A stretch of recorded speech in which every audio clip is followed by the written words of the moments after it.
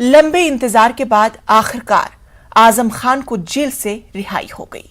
Jail से रिहा होने के बाद आजम खान साबिक मेंबर असेंबली अनूप गुप्ता ने घर पहुंचे अपने चाहने वालों से आजम खान ने मुलाकात की।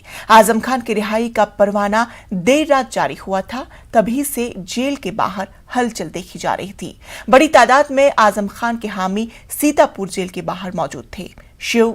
शिवपाल यादव खासकर जेल पहुंचे थे, आजम खान का वालहाना इस्तकबाल किया।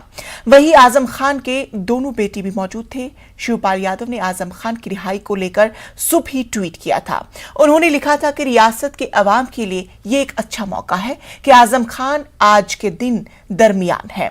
उत्तर प्रदेश के उफक पर नया सूरज तुलू हो रहा है। वहीं आजम खान की रिहाई पर अखिलेश यादव ने भी ट्वीट किया और खुशी का इजहार किया।